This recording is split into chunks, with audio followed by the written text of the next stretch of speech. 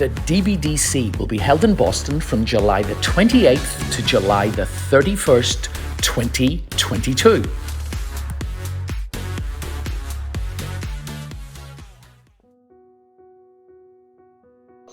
Welcome to Approach the Bar with Dance Beat. A little bit different today, as normally this is done in the wee small hours of the morning, not actually in the morning. So, to break with tradition, today I have the man that has broken every tradition that was ever set, Mr. Tony Dovolani. How the hell are you? I'm doing great, Chris. Thank you so much for having me. This is always a pleasure with you. We've done this before, and it's definitely a fun thing that we do together. Just giving our opinion. That's our opinion, as we say. You know, it doesn't have to necessarily be fact, but you know, sometimes we get hired for our opinions. As judges, we have to put our opinion on a piece of paper. At least this time, you'll hear my actual opinion. Oh, I'm very sure that we'll hear your actual opinion. So, Tony, what have you been up to recently? For the past 3 years now, I'm the national dance director for the Fred Astaire Dance Studio. So that's been a full-time commitment in every which way. What I'm really happy about since my reign has started is that the dancing in Fred Astaire chain has really taken off in such a strong way. We have a lot of wonderful professional couples. Our student body has been getting better and better. We actually have a Vegas competition that's coming up that we actually have 19,000 entries. And that's actual entries, not like some other people that count dances. If we count the dances, it'll be 30,000. But the actual competition is the biggest that's ever existed, which is really exciting. Also recently have acquired, and I'm the regional dance director for the Connecticut region. So I own the Connecticut region now. We have 12 schools in the Connecticut region that do really well. So needless to say, I've been traveling a lot. I've been working a lot, dance, and more dance in my life, which is exactly the way I want it. You know, in a way, some people say, I work for a living.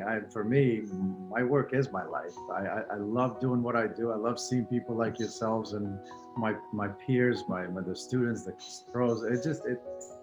What else could you possibly ask for? That's all I gotta say about that. Well, yes, after coming through COVID, I totally agree with you. What else could we possibly ask for? So, hey, I'm so glad to hear you've done from Mount Kisco to Dancing with the Stars, back to owning Connecticut. That's quite a journey for you. It is a journey. Actually, Chris, you remember when I first started. I started in Stamford, Connecticut. Yeah. So for me, it was like a full circle. You know, so, you know, starting at a Fred Astaire Dance Studio as a 17-year-old kid, and then now being back in Connecticut, owning the Connecticut region and being able to be a national dance director. I mean, talk about a full circle. It's been a incredible journey, in a sense, like you said, being in the movies, being competing professionally, having world titles, being able to experience the pro-am world, which was by far my favorite. It really does kind of complete the circle in a sense, and funny enough, in a strange way, it still feels like it's just the beginning. You know, and I can't even imagine.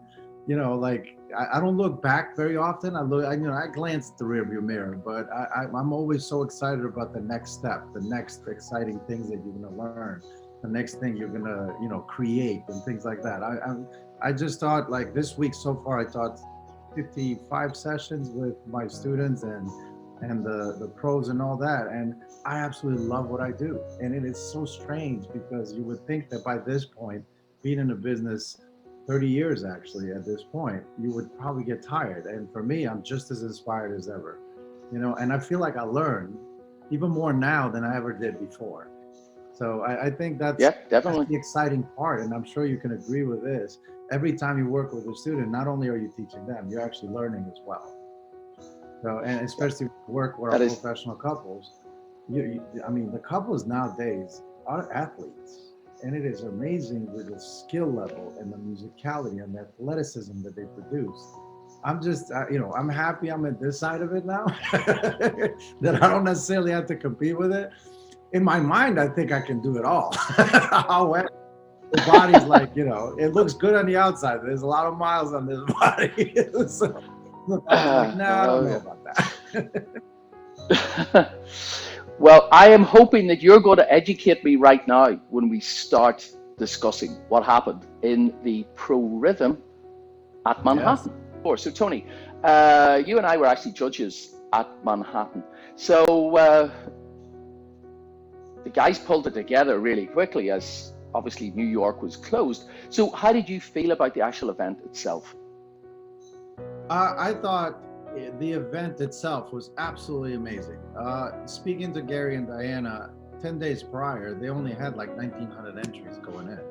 And by the time the event happened, it was over 7,000 entries, which really says a lot about the dance community, how they come together. I mean, New York was probably one of the last states to open up from COVID. So for Gary to go through and Diana to go through that stress of not knowing if they're going to be able to run the event, being able to provide something as special as Manhattan Dance Workshops has been for years for all the dancers was very important. And I can only imagine the stress levels that went with that. But it just in arriving, you could feel a buzz in the air. You could feel like the dancers are feeling like they're back to normal. You could see the costumes, you could see the hair and the makeup and all that. And you're walking in and you're walking into something special. The ballroom looked absolutely gorgeous. The even that you could tell even the judges were like putting on their brand new suits that they acquired recently. Just to be back in that ballroom was phenomenal. And of course, Manhattan never disappoints.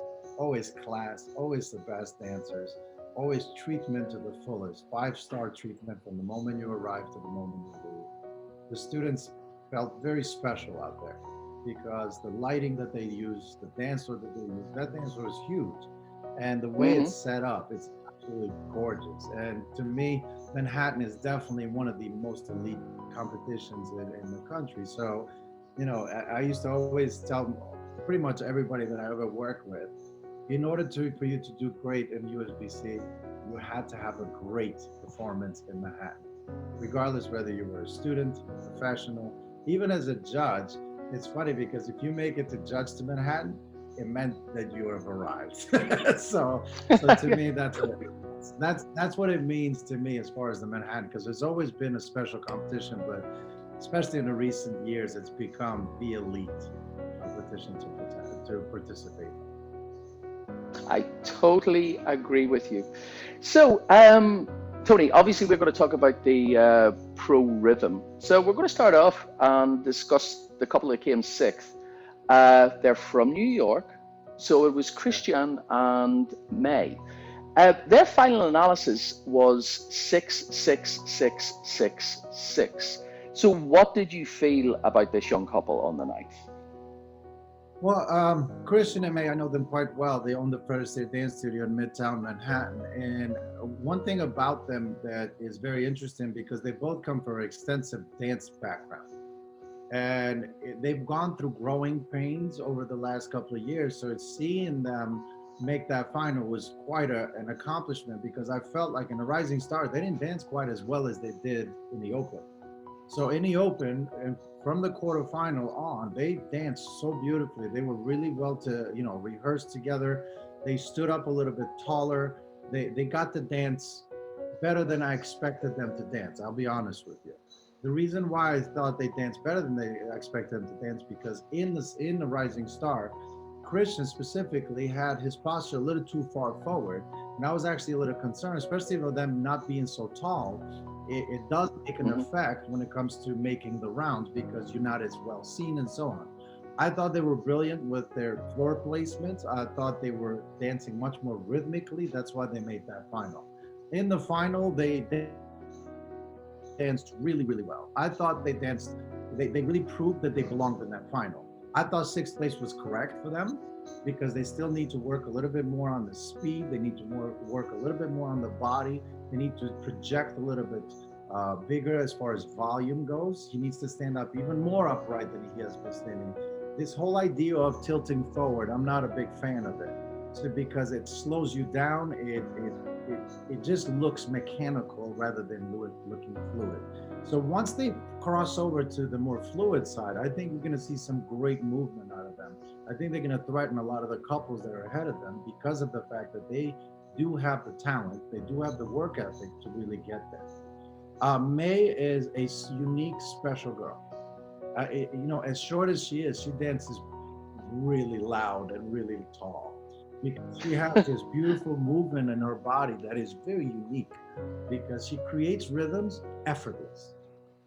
It's like you watch her dance and you're just amazed at how she can create that speed and never off her feet. Never. She's always on her feet, and that's something that's really cool about her. Now, the thing that I did not like about it is their costuming a little bit. I thought it was a little too dark. One of the things that I used to do, Chris, is before I would go to any competitions, I would find out what the lighting was like. What did the room look like? Is it a dark room? Is it a light room?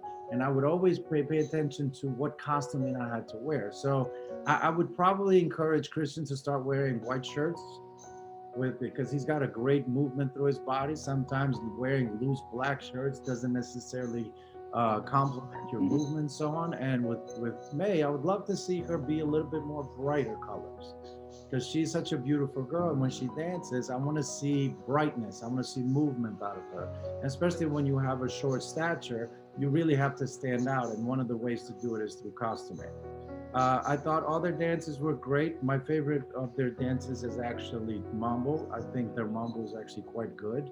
But by then, normally the judges have already made up their mind as where they're going to place people. I thought in Mambo they could have been easily fifth. But overall, I thought they had a great performance, great show, great result for them.